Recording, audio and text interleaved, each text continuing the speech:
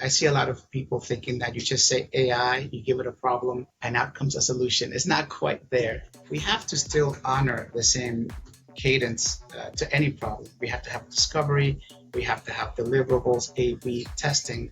AI today is really good at solving problems within clear, defined guide rails. We train AI models. Defining the model is not hard, it's just the training. So that is, the context is specific, the guardrails are specific. So AI is going to be part of the solution, but AI is only as good as the data and the training that we provide. Welcome back to Between Fires and Futures. I'm your host, Tonya Terrell. And if you're an IT leader right now, chances are you're being asked to move faster, take on more risk, and deliver clarity in the middle of constant change. AI is everywhere. Security expectations are higher than ever. Budgets are tight. Teams are stretched. You know, you're all feeling the pressure. Today's conversation is about how to lead through all of that without panic, meaning without urgency hijacking your decision-making, without making reactive calls that create bigger fires later, and without burning yourself or your team out in the process. My guest today is Manuel Ruiz. Manny has spent decades inside of complex IT environments, helping organizations move forward safely. From global enterprises like IBM and Sony to high-growth technology companies, he's worked at the intersection of security, infrastructure, cloud, and strategy. And what makes Manny different isn't just his technical depth, it's how he leads. He believes security should enable the business, not block it. He brings calm, discipline, and kindness into high-pressure situations where most people default to fear, control, and chaos. And in this episode, we're talking about how IT leaders can make clear decisions when everything feels urgent all the time. How to evaluate AI without hype, how to put guardrails in place without slowing teams down, and what leaders need to stop doing right now in order to lead better in this environment. So if you're responsible for risk, uptime, people, and outcomes, this conversation's for you. Manny, welcome to the show. I'm so happy to have you here. Thank you, Tonya. It's a pleasure to be here. So I want to start with the reality IT leaders are living in today, because it feels like the mandate is move faster, cut costs, take on more risk, and don't let anything break in the process. So when you talk to IT leaders right now, what pressure are you hearing most often? Like, what are they getting blamed for unfairly? So IT is getting blamed for, IT is such a big industry. When I started, it just meant, it meant everything, and it does still to a lot of people. IT is a subdivision of just, in my opinion, of automation. It is a commoditized process to enable businesses to thrive and grow. So anytime the business stalls, it de facto becomes an operational problem, and us being tasked with the automation and safeguarding of those controls, IT gets blamed sometimes for those controls, for being a blocker, per se. Yeah. And then how much of the pressure do you think is being driven from AI at the moment? Because, you know, we're hearing AI everywhere. Well, AI seems like the magic pill. It's like the cloud, a little while back. AI is both a problem and a solution. Being an enabler, an accelerator, it's a wonderful thing, but without clear boundaries, guardrails, and clear direction, it really can be disastrous. So AI is at the core of every conversation that we're having now because of that enablement, that expedited service. But the second half of that has to be around controls, guidelines, and rails to contain it, to prevent things going out of control. Yeah. And, you know, what we're hearing from a lot of the IT leaders in our community, it's like expectations are really unrealistic. Like the expectation is that IT can magically just make AI happen without, without the right data or the right moves with the data, without like a clear strategy. It's just like, go make it happen. So what does this do to leaders and teams over time, do you think? Well, it does wear. It can wear. Our approach is a little different, but I see it wearing on the industry. It's almost like a zero-sum game where you're always tasked to do more with less, which is fun for me because that's where the magic happens. We do want to create value and not be a cost center. We do want to partner with the business and align to achieve those business outcomes, to deliver on those business goals as partners. So for me personally, it's fun. It's what I chose to do to help business owners, founders to achieve more value with the employment of technology and now AI. But I do see wearing a little thin on some of my colleagues in that, with a limited budget, expedited time frame, and limited data sets, achieving those outcomes, those business outcomes, can seemingly seem impossible. Yeah. Yeah. And, that's why I kind of want to go straight into security too, because in this environment, well, I think for years now, security's been ultra important, but it feels like in this environment, particularly today with everything that's going on, and just like the reactivity going on to this AI era, is more important than ever. And security can't be the department of no all the time, right? And I love this because it's the shift IT leaders are being forced to make. Security used to be the department of no, but in today's world, that doesn't work anymore. So what does security as enablement actually look like day to day for an IT leader? I love that you said security should be an enabler. So tell me a little bit more about that. Managed chaos. The new norm is discomfort, not normal. We jokingly try to stay playful just because we adhere to so much security standards and protocols. So we describe it as shooting on one leg off a six-shooter with a cowboy hat. Holding your cowboy hat, you're just shooting targets. It really comes down to, from a tactical perspective, to stay visible. There's a lot of data ingested and being processed. We leverage AI internally to take the course adjustment, the first crack at the data. And then, of course, at the end of that process, it's someone refines it in our team. A veteran refines it and then creates rules and protocols. The idea is to watch, to learn. And unfortunately today, Tonya, the cost of failure is way less than the cost of not trying. A lot of our businesses are concerned with missed opportunity cost rather than trying and failing. Just waiting to do it right, waiting to be 100% protected. They might as well not be in business. What I hear a lot is we need to make this happen. And my job is to communicate the risk, not dictate it. So I think as long as we understand what's important to the business and we protect what's important to the business, we got to switch then to enable the business. We're there, seen almost and not heard, but always watching. Yeah. So what does that look like just in the day-to-day for an IT leader? That's challenging. So for me, we look at our dashboards and controls. So the different layers of communication and alerting. So I have a dashboard of top 10 things that really hit up my screen, and it has to do around identity. So the identity today is where we secure access more and more. It's not a user, but an identity. It's really transparent to most people. This is really like an email address, but it's much more than that. It's how we take that identity from device to device, and environment to environment, and do our best to achieve a cohesion so that there's a seamless experience from the customer side. Our customers need to have almost the Mac or Facebook experience that everything just works.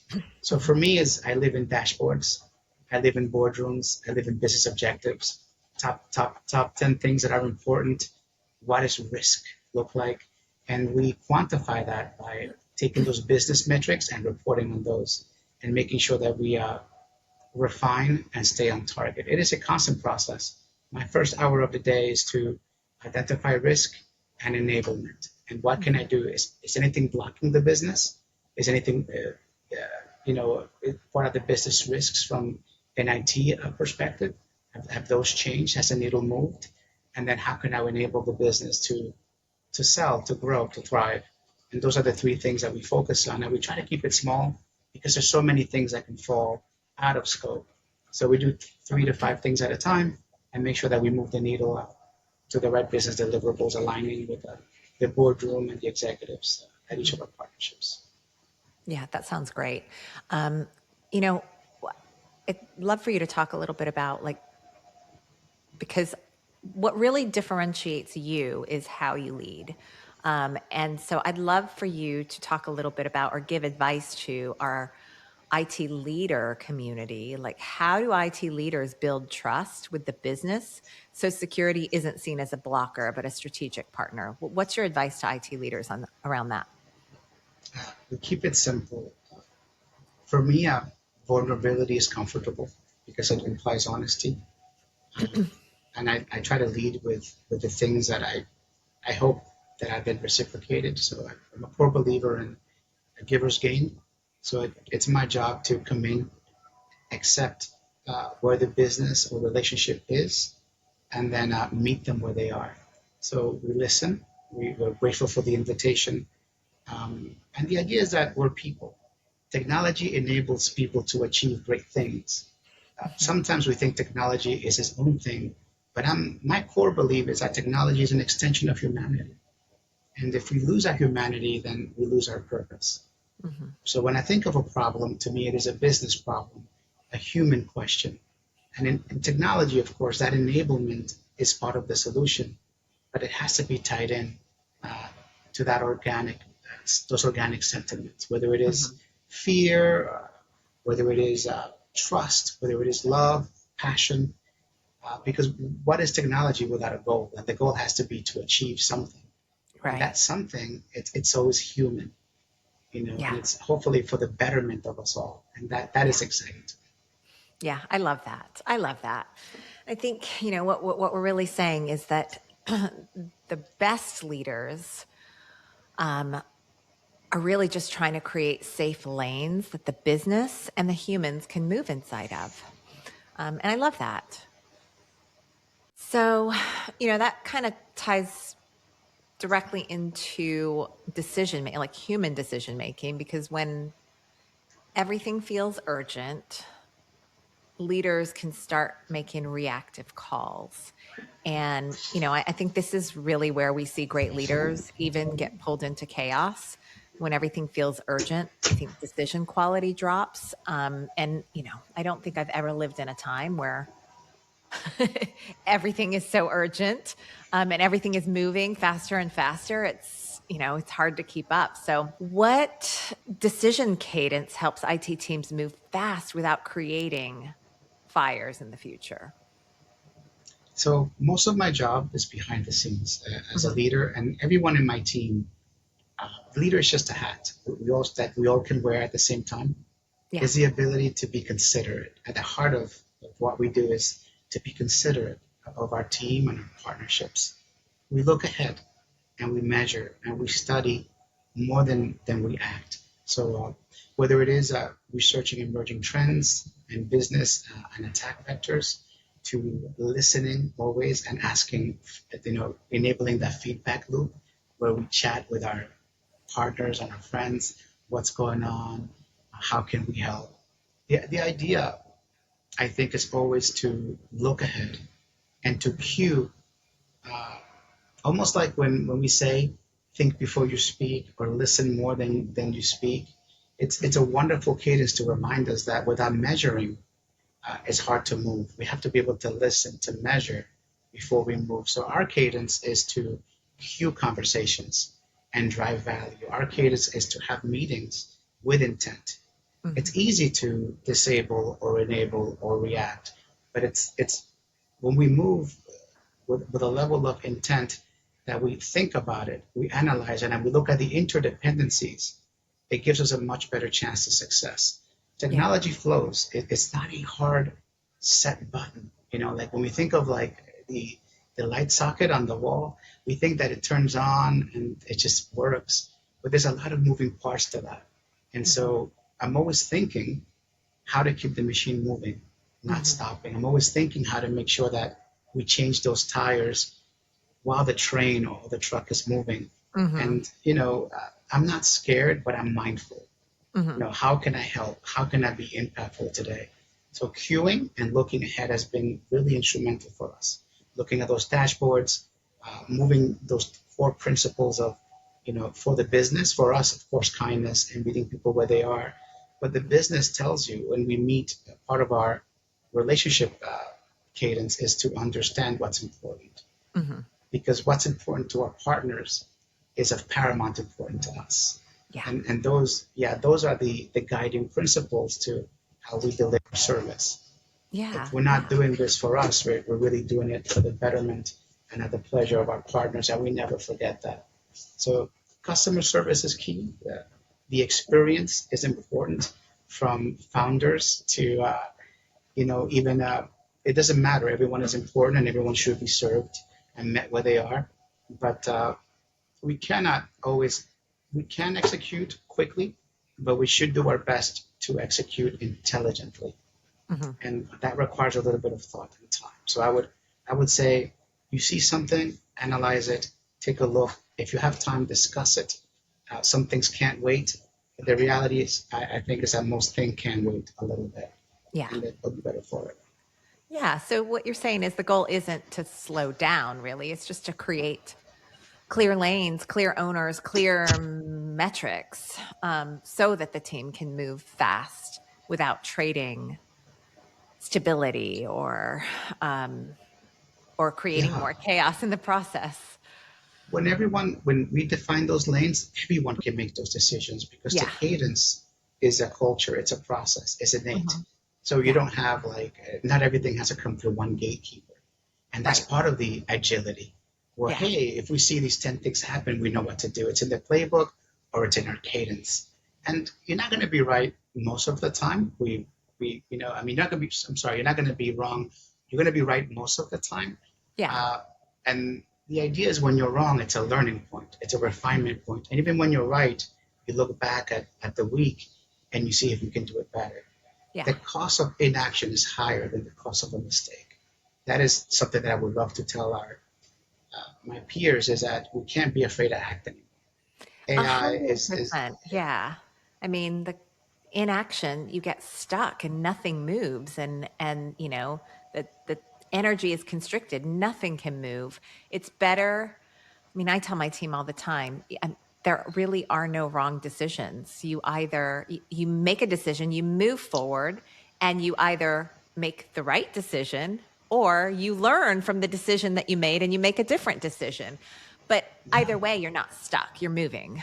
And I think that is so important. So, you said something, and I want to kind of give our IT community some, our tech leaders, some actionables. So give me, because everything you just said was gold.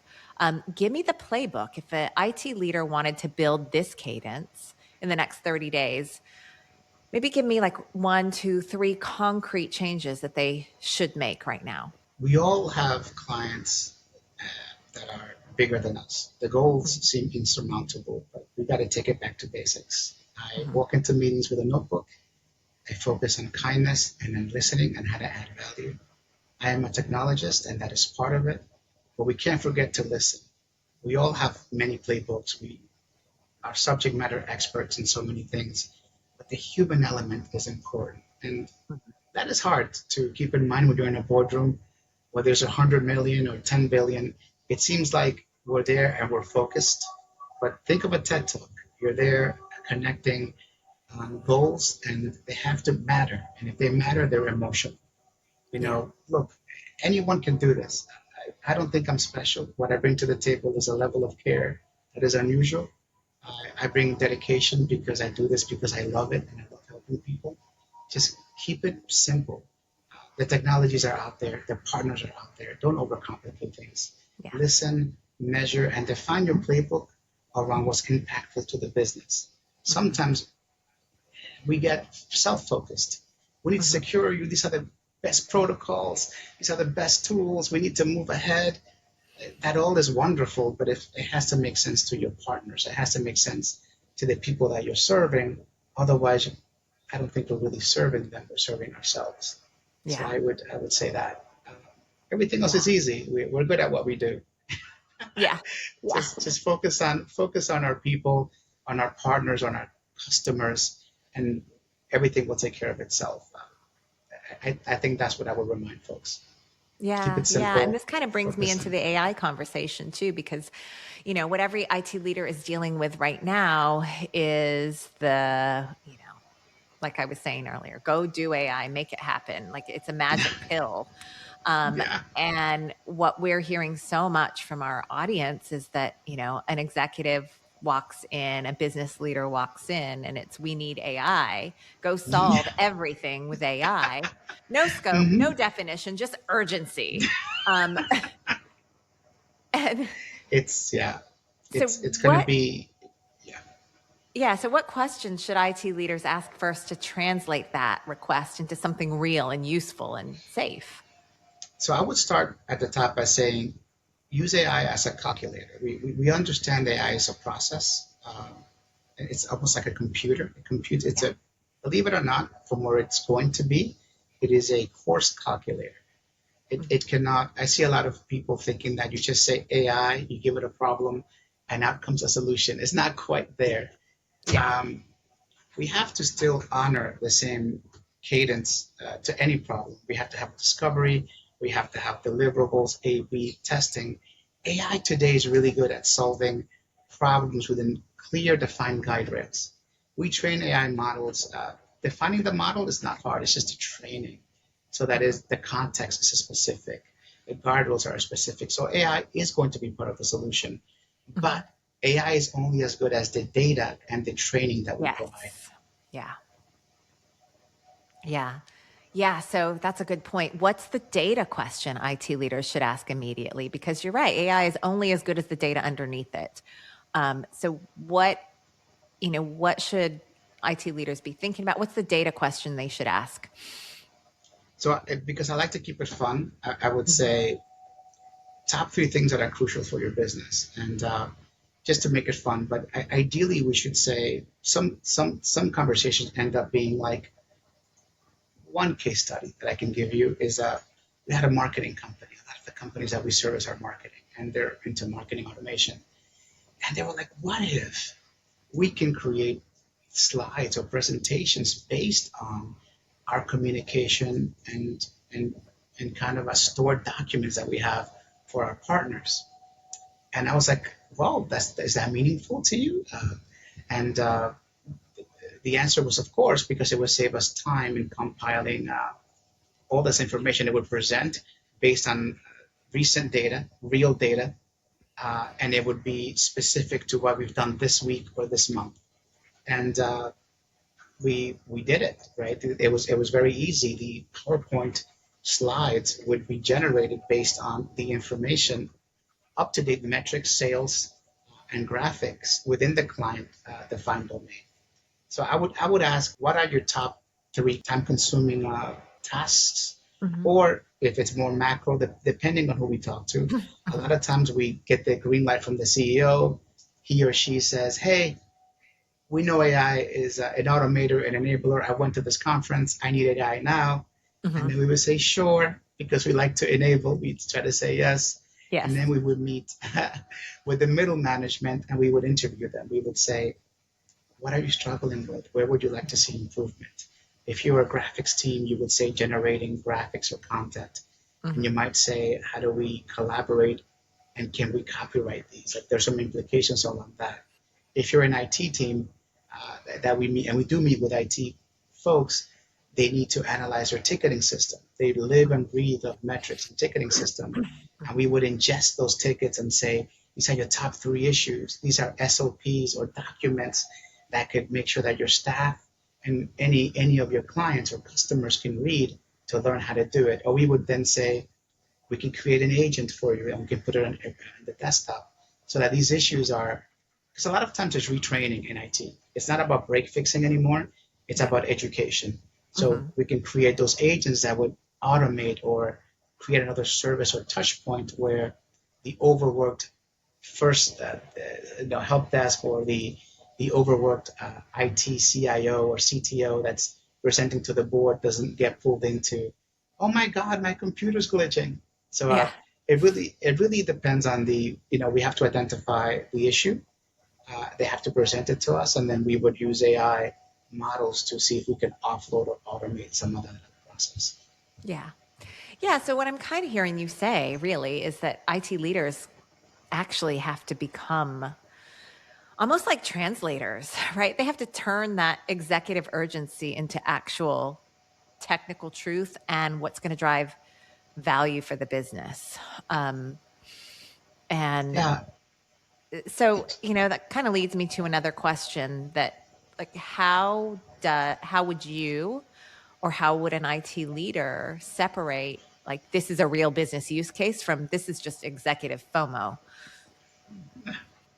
that's a hard one, because the executives typically control the purse. Yeah. So we try to merge. One of the things that I try doing is merging or translating, as you said, the vision, the macro, Hmm. and delivering at all layers. We have, in my mind, we try to keep things in threes, just so it doesn't get too. There's executive leadership or board, then there's Hmm. like VP or director, and we have to bring cohesion. IT is not about technology; it really is about communication and cohesion outside of the computer. Hmm. I really do believe that the hard part in IT is that communication, setting the right Hmm. expectations, um, and delivering on those business objectives.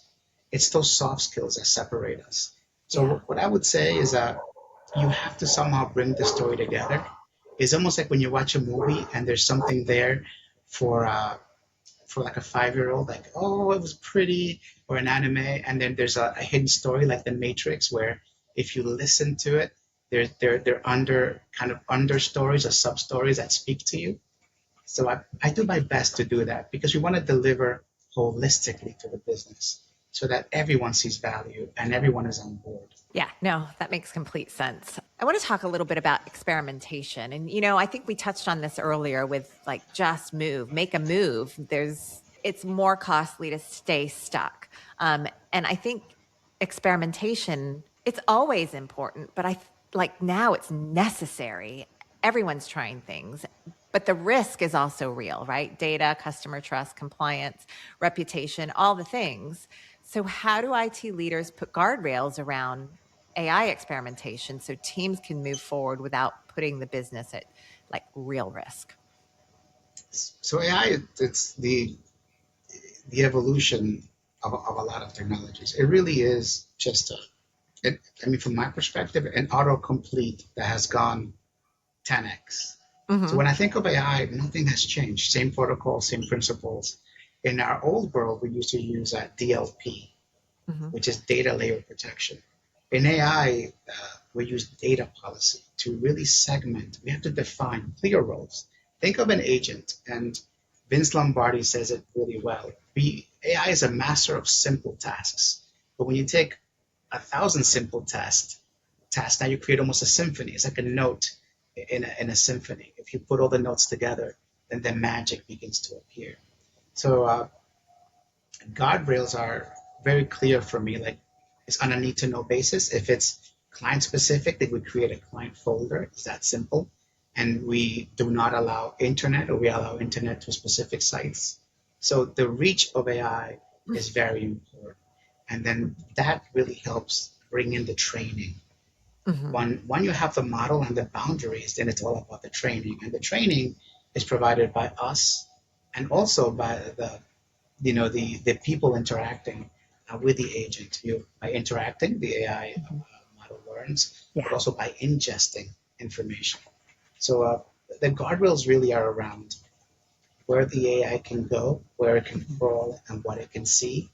And we do that at the internet, at the storage layer, and we define those policies and how we interact with it. We don't want to create hallucinations by feeding it improper data. So we have Yeah. to, really have a strong process, a well-defined process in that training. Yeah. So just building a safe structure for it, clear boundaries, data controls, human oversight, I think is a big one, right? Always, You can't always. just let AI go do its thing. And we've got a lot of AI initiatives. Um, we did a lot last year. We're doing a lot more this year. And, my CTO has been really adamant. Like, yes, it is full automation, but that doesn't mean there's not a human in the loop at every piece of the process. So the business can innovate Always. without accidentally creating risk. And I think that's so important. Absolutely. For me, Um, I always have, just to add on, sorry, I always deploy in parallel. And so we have mhm. stages, which is, the cadence hasn't changed.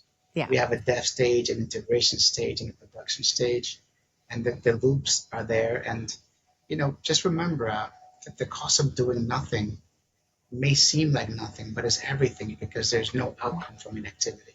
Yeah. The only hope comes from movement. And if we thought about that, if we walk and fall or trip, and then we just stop walking to remove that risk, then where would we be today? Nowhere. Yeah, exactly. Um, and I want to talk about the real pressure leaders are under, right?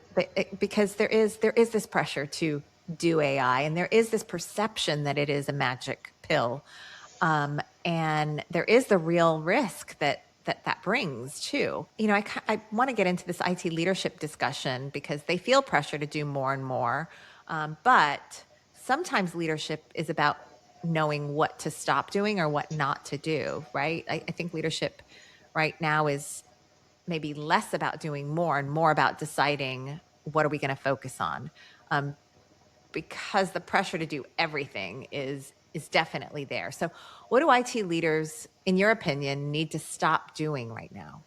Like, what are you seeing them do that you want to say stop doing? I want to say the dance between you have to be able to execute at multiple levels. And I Hmm. think sometimes we have to be careful because if we stay in the micro, it is rewarding because we're handling a lot of subtasks. But we have to be able to step back, even if you're one person or you have a team, and look at the business or look at the year and check in on it. Whether it is, I try to do it monthly, but even Hmm. quarterly is fine. You got to step back and make sure that those little steps are cohesive. We can't Yeah. lose ourselves in the moment, in the urgency, because if we are reacting, then we're not really, it's really hard to thrive when you're just reacting. It is a little bit easier when you have that vision, and the vision can change, right? It is okay to change the 10th step.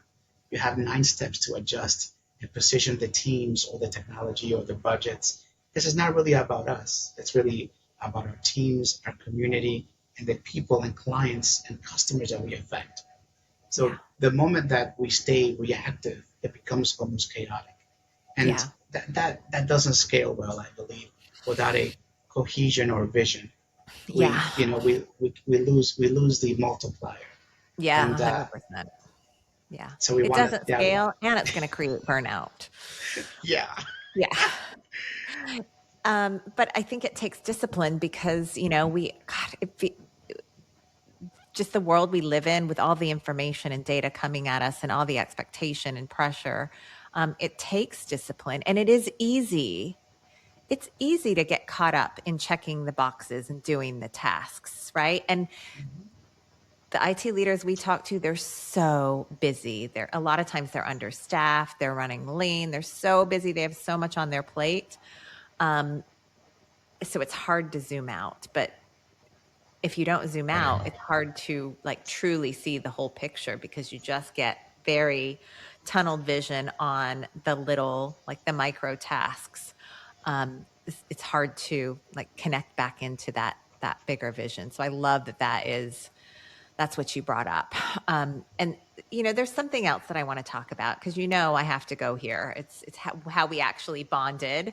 Um, and I think this is where your leadership philosophy really comes in because you lead with kindness as a non-negotiable. And I want to talk about what that looks like in high pressure IT because again, this is what we actually bonded when we met at Gartner last month.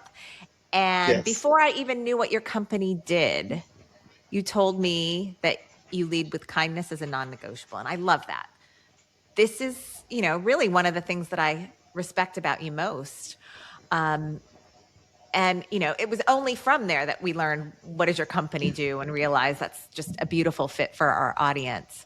um, but you lead with kindness, and I think a lot of people hear that and assume it means being soft. One of the things that drives me crazy is we call these emotional intelligence, kindness. We call them soft skills. I think they're power skills. Yeah. But, high pressure IT is not gentle. And so, how do you practice kindness without lowering standards or tolerating chaos? That's a great question. So if I will say, just to start at that rough space, I would say Mm-hmm. you get after the 10th punch in the face, it all feels the same. I'm not afraid of getting hurt. Yeah. I've been hurt before. I'm not afraid of a disaster because I've been through many before. I think wisdom is knowing that things can go bad, Mm-hmm. but also not losing yourself in the process. Yeah. I'm not afraid of things going bad. I'm not afraid of losing, but I am afraid of not being present and trying. Mm-hmm. So while I ground myself in kindness is to set the bar at zero. I'm not coming to the table with any unnecessary baggage. I'm here to listen. I'm here to help. And I'm comfortable with all the outcomes. I'm more comfortable with some. I want to go there with you. But the idea is not to be present. I am fully present, fully aware and ready to execute quickly. But I would create the space where it's not about me. I come Yeah. simple, light, and gentle so that you take me or the problem takes me where we need to go. And that's why it's about not adding any unnecessary energy. It's about making the environment comfortable and accepted. So it could be a CEO saying, I'm going to lose my business.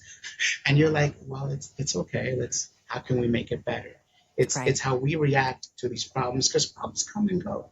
Yeah. There is a surprise to every day that we wake up. Mm-hmm. We just have to show up the right way with the right attitude and be as prepared as possible. And I think that's important. It's really keeping it simple and going in there lightly. I'm very qualified. I'm very comfortable and I can move very quickly. But imagine getting in a car and going, just saying, let's go quickly, but not knowing where you're going. Mm-hmm. That's right. You, yeah, so you You get have to nowhere take a moment. fast. Exactly. So there is a space.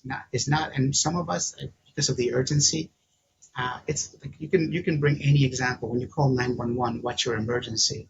You almost want to say, get someone here now, but are we sending the paramedics?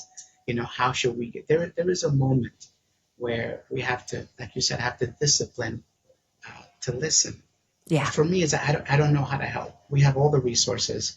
I have an extensive network of individuals that are highly qualified and that are eager to help because we're here. It's almost like a calling to help people. I love to see that smile. I love to, at the end of the year, help people because it really is about people for us achieve business goals. Yeah. And we work for big companies, but at the end of the day, we work for managers. People know me, they believe in me, they trust us, and that translates into, stock price ultimately. But it is a people game. It is a brand. When you say Bill Gates, you kind of, it invokes some emotion. For me, is when I was growing up, it was at Bavarian Motor Works, BMW, the ultimate Mm-hmm. driving machine. I was like, oh my God, I gotta have a car. And I knew nothing. Yeah, I knew nothing of really cars. It just made me feel great.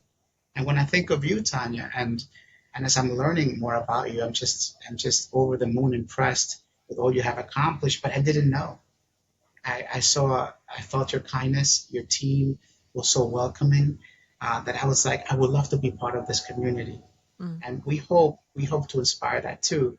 Like delivery, of course, is a non-negotiable too. We're Right. going to deliver, and we're not going to stop until you're satisfied. Our standards have to be higher than the standards of our clients or our partners. They have to be. And I'm not worried about that. I'm just concerned about connecting, understanding, so that we know where to go. Where we jump on that car and we go somewhere. Yeah. Yeah. Yeah. Exactly. And I think one of the things that people think is, I guess what I want to say here is that kindness doesn't mean enabling, like you can still have boundaries and be kind, right? And I think that's really important for leaders to understand. Absolutely. Kindness isn't lowering the bar in any way, No. it's raising the bar without fear. So it is boundaries, it is accountability, and it's respect at the same time. And that creates stronger teams and better decisions and less chaos. So Yes. I do think that that's, important for people to understand. And the other thing, for anyone leading teams, I think kindness is actually a performance strategy because people don't do their best work under fear or humiliation, right? They do their best work under respect and kindness. So, Yes. yeah, Do you, do I you, definitely wanted to touch on that because that was just I, wa- really what I, connected me to you immediately. I would love to add, and Yeah. I think I call it emotional safety. Yes. Yeah. Failure is part of the process. Oh my Mhm. God, every failure point is an opportunity to learn and retool. Yeah. We expect failure all the time. There's nothing to fear except not trying. Yeah. We have to create an environment where, for me, everyone is enabled to do their job and to take risks. We don't want to be top heavy in the decision making as much as possible. We want to enable systems and people and partners to be able to make informed decisions because they are at the forefront of what's going on. I'm not Yeah. everywhere. Our executive team is not everywhere. So my idea is to learn and educate and help Mhm. establish systems and guidelines that are almost self-healing, self-correcting, so Mhm. that I'm not needed, so that Mhm. the system is a system within itself, self-refining, self-evaluating, and Yeah. moving forward and adapting, almost like AI. It's its own model. Yeah. I love that. I love that analogy. And yeah, let's talk about partnerships for a minute because I think, the same lens applies to partners too, because in high pressure seasons, the wrong partner actually can create chaos. We've seen it. Um, Hmm. I've been on the receiving end of that where we've selected the wrong partners and it was chaos. Um, and the right partner can feel like oxygen. I've definitely, been lucky enough to experience that too.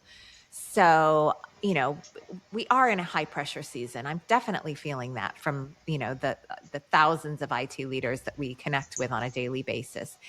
And the wrong partner doesn't just waste money, they waste time, they create noise, they add risk and frustration and contribute to burnout. So when an IT leader is choosing partners during high pressure seasons or during uncertainty, because we're also in that season, what signals tell you that a partner is going to make their life easier? Like what should they be on the lookout for? What's going to tell them that a partner is going to make their life easier, not harder? How do they make the choice to choose a partner that is like oxygen, not chaos? I look for process and I Mhm. look for people. First, does the technology solve or what the service model solves a problem? Yeah. Then, I mean, you did this beautifully. Do you have access to leadership? And for me, I never want to abuse that. That is the bat phone. You're calling Mhm. Superman or Superwoman and they're coming. But to Mhm. have access to leadership or access to someone where you matter and can make impactful change, I do not want to work for or hire a partner that I am just but a speck of dust or rice. I Mhm. want to be important to my partner. And I Yeah. want to be cognizant and I want to care for the relationship and not take advantage. But it's so awesome because we're extending risk and the care of our customers and clients to our partnerships. Yeah. So if I'm calling, it is because my client or one of my team members is in need. And it's awesome for someone to be able to pick up the phone and just say, "Hey, Manny, we're looking into it. Give me a day or so." And within that time frame, whatever that is, to be taken care of. Because I don't, Tonya, know I'm not the subject matter expert. If I'm reaching out to a partner, I'm interviewing for a gap Mhm. that we're not able to fill. And to Right. know that someone has my back and Yeah. it makes me feel comfortable telling my partners and my customers we're covered beyond the document. We have SLAs and I never want to look at contracts. The moment I look at a contract, I feel like the relationship is failing. Yeah, you're right. And I think from what we're hearing every day, like IT leaders are really done with the old model. They don't want vendor chaos. They don't want to be sold to, right? They don't want to be pitched. They want trusted, vetted partners who actually understand their environment. So, give me the real signals, like in the first 30 days, or even on a discovery call, even as early as that. What's a strong signal to an IT leader that would show them that's going to be a good partner, not a weak partner? This is a little uncomfortable for me, but I like it, and I think it's a good tip. When your partner is obsessed about you and onboarding you more than you are, it's almost uncomfortable. Like, hey, Manny, thanks for signing. When can we get our next meeting? They have your business. The money is in the back. And now they're like, hey, we want to, and they're good at being pleasantly annoying. Like, when you raise an issue, they always stay on it, but you don't know that yet. You're just beginning the relationship, and they're like, hey, we're here, and they're wanting. You're not pulling. They're pulling you. Like, Yeah. we want to do this. We're ready to do this, and that tells me that I don't have to pull information. It tells me that they want to do this. They want to add value, and having that energy, that cadence, that initiated process from them, I know that long term I can focus on what I need to focus on, and they will raise the issues and bring those blockers to me so that we can address them. And that is high confidence. Yeah. Yeah. That's beautiful. Okay. So I want to end on something practical because the truth is, like, reality is there are so many IT leaders right now who feel underwater, right? Like, we've been talking about the pressure, but there's just too much coming at them, too many moving parts, too many risks.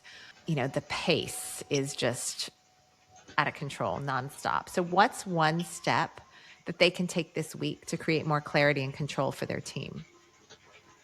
Oh, this is you might like this one.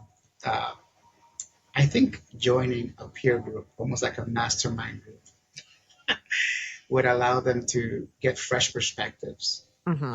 Getting bombarded puts you in a reactive defensive state, whether it is because it's too much at once, but finding a group of people that have dealt with the same issues, share ideas. We are social beings. I mean, I know that being in a computer and researching, there's a value to that, but I can't stress the more we automate, the more we digitize, the value of interhuman connections. 100%. Yeah.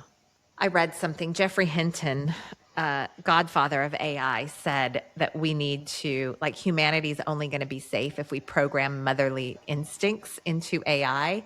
And it always brings me back to, like, the human part is so critical. And the more and more technical we go, the more and more like AI and technical this world goes, the human connection becomes more and more important.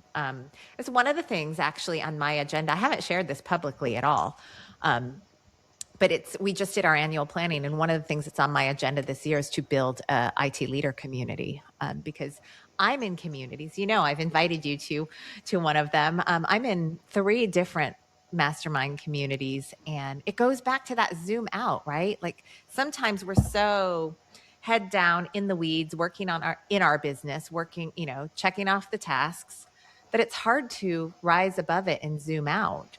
And I 100% agree with you. Like, getting in the room with other businesses, other peers who are slaying the same dragons that you are, and zooming out from your day to day gives you fresh perspective. So I love that that's your answer. And I couldn't agree more. I think the most powerful thing a leader can do, and I'm working on it right now. I'm not there yet. I am a work in progress. But one of the most powerful things a leader can do is replace urgency with clarity, right? Just, Absolutely. one action, one clear step towards the end vision, and then you're course corrected and moving in the right direction, and not like jumping in a car, going fast, not knowing where you're going, which is what happens when we're head down in the weeds. Like, we could like get off course and the GPS is like taking us, we might be an inch off course and all of a sudden we're in a different part of the country. So yeah, I love that. And I think it's easy to think leadership means carrying everything. And I think that a lot of times that's what our tech leader community feels. But what I really hear you saying is leadership is designing calm and creating clarity and zooming out and even protecting the team's energy and, of course, your own energy, and moving one decision at a time instead of spiraling in urgency, which is the environment right now. It's beautiful. Yeah, we are the filter. We are the organizers of chaos. We cannot. The environment is chaotic, but we have to bring the calm and assess and redefine that and reduce the risk, create a sense of norm. Absolutely. That's beautiful. Manny, I've loved this conversation. And because I think what you've really given tech leaders today is something deeper than tactics. You've given them a way to lead with calm, without panic, without chaos. And you really reminded me that urgency doesn't have to dictate the way we operate. And I think it's so many leaders' lived experience. And I also love that you talked about security can enable the business instead of blocking it. And AI doesn't need the hype. It really just needs clarity, guardrails, and leadership. And that kindness isn't soft. It's a standard and a strategy, which I just adore about you. So if you're listening and you're in the middle of heavy pressure right now, I hope you take this with you. You don't have to carry everything alone, and you don't have to lead from fear to be effective. And if you want to connect with Manny or explore working with his team, you can go to technologymatch.com and search for Intelligent IT. Manny and his company will come up there. Thanks for listening to Between Fires and Futures. If this episode resonated, share it with another IT leader who needs it right now. Manny, thank you so much for being here. This was so much fun. Thank you, Tonya. It's a pleasure.